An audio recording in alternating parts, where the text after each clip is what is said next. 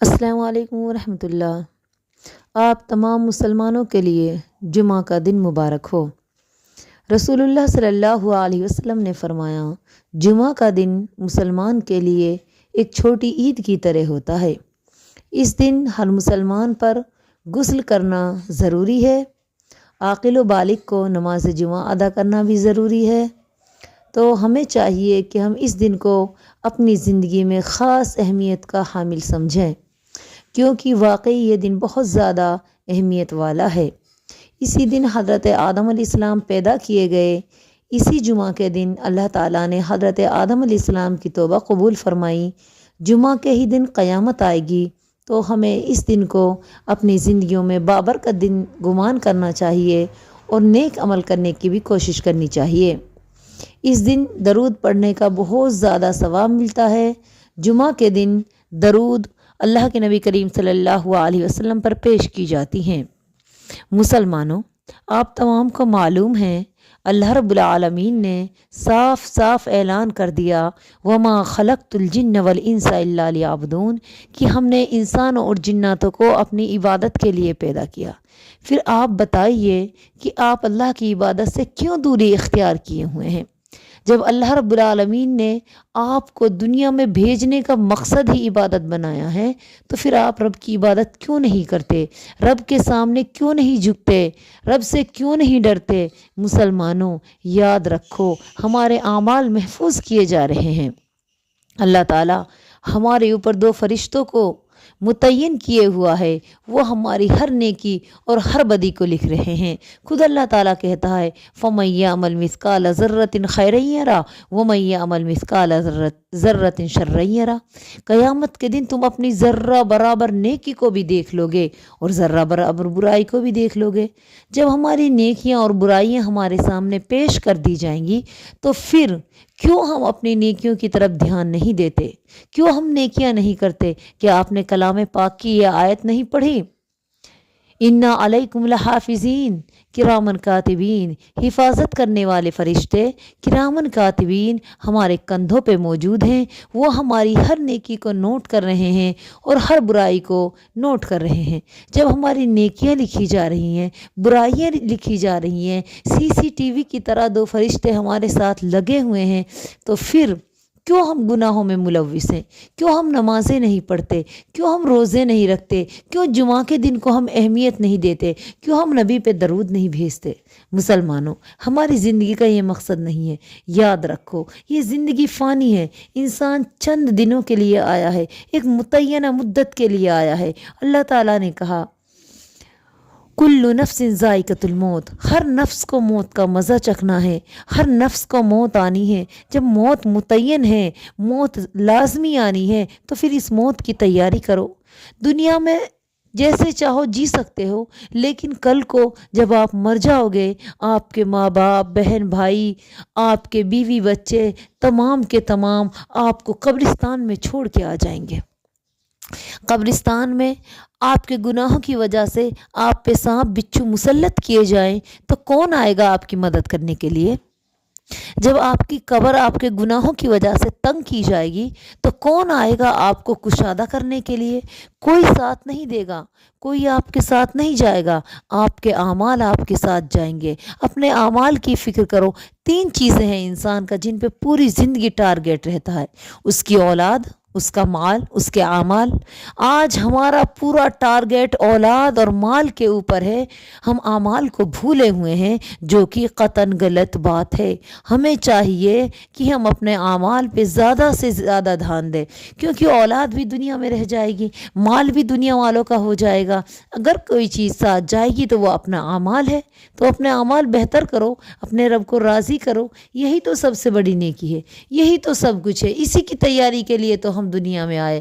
آج ہم اپنے اصل مقصد کو بھول کے دنیا کے پیچھے پڑے ہوئے ہیں۔ یہ میرا، مجھ کو یہ چاہیے، چاہے حلال سے ملے چاہے حرام سے ملے۔ ہر وقت ہم اسی کوشش میں رہتے ہیں کہ ہم کو کہیں نہ کہیں سے کچھ مل جائے، جو کہ غلط بات ہے۔ ہمارا مقصد حیات یہ نہیں ہے۔ ہمارا مقصد حیات رب کو راضی کرنا ہے۔ رب کو خوش کرنا ہے، رب کو راضی کر لو، رب کو خوش کر لو، یہی آپ کے لیے سب سے بہتر ہوگا۔ تو اسی جمعہ عہد کرو کہ انشاءاللہ تعالی آج سے ہم اپنے رب کو راضی کریں گے۔ آپ کو پتہ ہے میدان محشر میں تمام لوگ جب ننگے بدن، ننگے پاؤں، ننگے سر کھڑے ہوں گے، یہ سورج سوا نیزے پہ ہوگا، اتنی تپش ہوگی کہ لوگ پسینوں میں سرابور ہوں گے۔ اس عالم میں اللہ رب العالمین ہر انسان سے 5 سوال کرے گا، اور پتہ ہے پہلا سوال کیا ہوگا؟ ان عمرہ فیما افنا، کہ اپنی عمر کا حساب دے، اس کو کہاں فنا کیا۔ ہر سیکنڈ، ہر منٹ، ہر گھنٹہ، ہر دن، ہر ہفتہ، ہر سال کا حساب ہوگا۔ کیسے دو گی؟ جب رب کہے گا تو 40 سال 3 مہینے 10 دن 5 گھنٹے 2 منٹ 3 سیکنڈ دنیا میں تھی، حساب دے۔ کیسے حساب دے پاؤ گے؟ کیا کہو گے رب کے سامنے؟ پوری زندگی تو دنیا داری میں گزر رہی ہے، رب کی عبادت کے لیے تو ہم 1 گھنٹے کا ٹائم بھی نہیں دے پاتے۔ 5 وقت کی نمازیں ہمارے لیے بھاری ہیں، جبکہ یہ 24 گھنٹہ رب العالمین نے اپنی عبادت کے لیے بنائے۔ تو مسلمانوں، میں یہ نہیں کہتی آپ مصلی لو، تسبیح لو، ہر وقت اللہ کی عبادت کرتے رہو، آپ ایسا نہ کرو۔ آپ صرف اتنا کر لو، آپ دنیا کے کام کاج کرتے رہو، اپنی زبان کو ذکر الہی سے تر رکھا کرو، 5 وقت کی نماز ٹائم پہ پڑھو، اور اپنی زبانوں پر اپنا رب کا ذکر جاری رکھا کرو۔ اگر آپ سفر میں ہیں، لا الہ الا اللہ، سبحان اللہ، الحمدللہ، اللہ اکبر، استغفر اللہ، جو آپ کی زبان پہ آئے پڑھ لیا کرو۔ ان علیکم الحافظین کرامن کاتبین، حفاظت کرنے والے فرشتے کرامن کاتبین آپ کے کاندھوں پہ بیٹھے ہوئے لکھ لیں گے، آپ کو گننے کی ضرورت نہیں ہے۔ میں یہ نہیں کہتی کہ آپ گنتی کر کر کے ہی رب کے پاس پہنچاؤ، آپ ڈائریکٹ پڑھتے رہو، فرشتے لکھنے کے لیے تیار ہیں۔ آپ کوئی بھی کام کر رہے ہو، اللہ کا ذکر کر لو، سبحان اللہ، الحمدللہ، اللہ اکبر، کچھ بھی ہے آپ پڑھتے رہو۔ آفس میں بیٹھے ہو، آپ کے پاس کوئی اتنا کام نہیں ہے، تو آپ گپ شپ کرنے کے بجائے، ادھر ادھر کی باتیں کرنے کے بجائے، آپ اللہ کا ذکر کر لو، سبحان اللہ، الحمدللہ، اللہ اکبر، لا الہ الا اللہ، استغفر اللہ، سبحان اللہ وبحمدہ، سبحان اللہ العظیم، جو آپ کو یاد ہو وہ آپ پڑھ لو، انشاءاللہ آپ کے لیے بڑی کامیاب ہوگی۔ پتہ ہے دوسرا سوال اللہ رب العالمین پوچھے گا، وَأَنْ شَبَابِهِ فِيمَا أَبْلَاهُ، کہ اپنی جوانی کا حساب دے، اس کو کہاں فنا کیا۔ تو کیا حساب دو گے کہ جوانی تو مستانی گزار دی، جوانی تو دیوانی گزار دی؟ نہیں، جوانی کی عبادت رب العالمین کو سب سے زیادہ پسند ہے۔ اللہ تعالیٰ کہتا ہے، جس نے اپنی جوانی کو میری عبادت میں لگایا، میں قیامت کے دن جب لوگوں کو کوئی سایہ نصیب نہ ہوگا، تمام لوگ دھوپ میں تپ رہے ہوں گے، اس انسان کو جس کی جوانی میری عبادت میں لگی ہو، میں اپنے عرش کے سائے تلے جگا دوں گا۔ اللہ اکبر، کتنی بڑی فضیلت ہے، کتنی بڑی فضیلت ہے۔ لیکن ہم تو جوانیوں میں مست و مگن ہیں، ہمیں مرنے کا خوف نہیں ہے، ہمیں رب کا کوئی خوف نہیں ہے۔ تو مسلمانوں، اللہ کے لیے اپنی جوانیوں کو خدا کے راستے میں لگا دو، اپنی جوانیوں میں اللہ رب العالمین کی زیادہ سے زیادہ عبادت کرو، یہ ہمارے لیے زیادہ بہتر ہوگا۔ اسی طرح اللہ تعالیٰ تیسرا سوال پوچھے گا، وَأَنْ شَبَابِ، اس کے بعد اللہ پاک تیسرا سوال پوچھے گا کہ اپنے مال کو کہاں سے کمایا اور اس کو کہاں خرچ کیا۔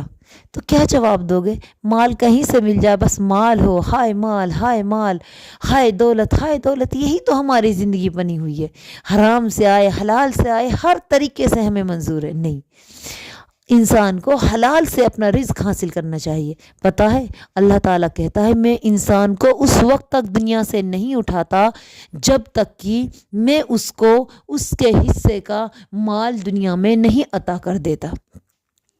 تو ایسا نہیں ہے کہ اگر ہم حرام سے حاصل کریں گے تبھی ملے گا، اگر ہم صبر کر کے اور محنت کر کے حلال سے حاصل کریں گے تو ہم کو اتنا ہی ملے گا جتنا کہ ہم نے حرام سے حاصل کیا ہے۔ بس سوچ کا فرق ہے۔ پتہ ہے ایک مرتبہ حضرت علی بیان کرتے ہیں کہ ایک مرتبہ میں نے اپنے اونٹ کی کوہان ایک بندے کے پاس رکھی کہ میں نماز پڑھنے کے لیے جا رہا ہوں، تم اس کی حفاظت کرو، میں نماز پڑھ کے آؤں گا تو میں اس کو لے لوں گا۔ اس بندے کے دل میں خیال آیا کہ میں اس میں بے ایمانی کر دوں، میں اس کو بیچ دوں؟ حضرت علی بیان کرتے ہیں کہ جب میں مسجد میں داخل ہوا تھا، میں نے اپنے دل میں یہ گمان کیا تھا کہ میں اس بندے کو اس کی نگرانی کرنے کے لیے 3 دینار دوں گا، لیکن اتنے حضرت علی واپس آئے تو بندہ غائب تھا۔ حضرت علی تھوڑے آگے چلے تو دیکھا کہ ان کی کوہان ایک بندے کے پاس رکھی تھی۔ حضرت علی نے پوچھا کہ بھائی آپ کے پاس یہ کہاں سے آئی؟ تو اس نے کہا کہ بھائی ایک بندہ آیا تھا 3 دینار میں مجھے دے کے گیا ہے۔ تو حضرت علی نے کہا کاش کہ وہ تھوڑا صبر کر لیتا، میں اس کو حلال طریقے سے 3 دینار دینے والا تھا۔ بس ہمارا صبر ہے، یہ ہمارا صبر ہے۔ اگر ہم صبر کر لیتے ہیں تو اللہ تعالیٰ وہی مال جو ہم کو حرام سے ملتا ہے اس کو حلال طریقے سے بھی دینے پر قادر ہے۔ تو مسلمانوں، اپنے مال کو حرام طریقے سے حاصل کرنے کے بجائے صبر اور محنت کے ذریعے حلال طریقے سے حاصل کرو، یہ سب سے اچھی چیز ہے۔ اس کے بعد اللہ تعالیٰ 5واں سوال ہم سے پوچھے گا کہ جو علم تمہارے پاس تھا اس پہ تم نے کتنا عمل کیا۔ آج ہم کو ہر چیز کا علم ہے، جھوٹ بولیں گے گناہ ملے گا، چوری کریں گے ہاتھ کاٹنے کی سزا ہے، جنح کریں گے تو بہت زیادہ سزا ہے، ہر چیز کو ہم جانتے ہیں۔ والدین کی نافرمانی کی تو اتنا گناہ ہے، لیکن پھر بھی ہم گناہوں میں ملوث ہیں۔ تو مسلمانوں، ہوش میں آؤ، خدا را اپنے رب کو راضی کر لو۔ جس مقصد کے لیے رب العالمین نے دنیا میں بھیجا ہے اس مقصد کو پورا کر لو، یہی آپ کے لیے سب سے بہتر ہوگا، یہی آپ کے لیے واقعی بہتر ہے۔ کیونکہ دنیا کی زندگی چند دنوں کی ہے، دکھ سکھ میں گزر جائے گی، لیکن آخرت کی زندگی ہمیشہ کی زندگی ہے۔ اگر وہاں دکھ ہوا نا تو بڑا لمبا دکھ جھیلنا پڑے گا۔ تو اللہ کے لیے آپ اپنے رب کو راضی کرو اور اپنی دنیا اور آخرت دونوں کو سنوارنے کی کوشش کرو، یہی ہمارا مقصد حیات ہے۔ سچ کہا تھا کسی نے، آتے ہوئے اذاں ہوئی جاتے ہوئے نماز، آتے ہوئے اذاں ہوئی جاتے ہوئے نماز، کتنا قلیل تر ہے وقت حیات۔ کہ انسان پیدا ہوا، اذان ہوئی اور جیسے ہی انسان کی موت آئی نماز جنازہ پڑھا دی گئی۔ مرنے کے بعد ایسا ہی محسوس ہوگا ابھی تو ہم پیدا ہوئے تھے اور ابھی ہماری نماز جنازہ پڑھا دی گئی۔ تو اللہ کے لیے رب کو راضی کرو۔ اگر اعمال اچھے ہیں تو پاؤ گے بڑے درجے، اگر اعمال اچھے ہیں تو پاؤ گے بڑے درجے، ورنہ امتحان اس دار فانی میں تمہارا ہے۔ یہ امتحان کے لیے تو دار فانی میں آئے ہوئے ہیں، یہ دار فانی ہے، یہ دنیا فانی ہے، ہمیشہ کے لیے کوئی نہیں آیا، چند دنوں کی زندگی ہے، پھر رب کے پاس جانا ہے، رب کو ہر چیز کا حساب دینا ہے۔ اللہ تعالی ہمارا نامہ اعمال ہمارے ہاتھ میں دے دے گا اور کہے گا اقرا کتابک کفی بنفسک الیوم علیک حسیبا، لے بندے پڑھ لے اپنا نامہ اعمال، آج تو خود فیصلہ کر لے، کیا تو جنت میں جائے گا یا جہنم میں، کہاں جانے والا ہے۔ تو نامہ اعمال جو فرشتے ریکارڈ کر رہے ہیں یہی اٹھا کے دے دیے جائیں گے۔ اگر نیکیاں زیادہ ہیں تو انشاءاللہ جنت نصیب ہوگی، اگر برائیاں زیادہ ہیں تو پھر تو ہم ناکام ہو جائیں گے۔ تو اللہ کے لیے آپ اپنی نیکیوں کو بھاری کرو اور برائیوں سے بچو، انشاءاللہ تعالیٰ آپ کی دنیا آخرت سنور جائے گی۔ آخر میں اللہ سے دعا ہے کہ اللہ پاک ہم تمام مسلمانوں کو صراط مستقیم پر گامزن کر دے۔ الہ العالمین ہر مسلمان کی نیک تمنا کو پورا کر دے۔ مولا کریم ہر مسلمان کو سچے اور سیدھے راستے پہ چلا دے۔ الہ العالمین ہمیں دین میں سمجھ عطا کر دے۔ یا الہی ہم تمام کے اوپر اپنی رحمتوں کا نزول فرما دے۔ مولا کریم جو مسلمان پریشان ہیں ان تمام کی پریشانیوں کو دور فرما دے۔ الہ العالمین ہم تمام کو عذاب قبر سے بچا دے اور ہم تمام کو جنت الفردوس میں جگہ دے۔ آمین ثم آمین، وآخر دعوانا الحمدللہ رب العالمین۔ السلام علیکم ورحمۃ اللہ۔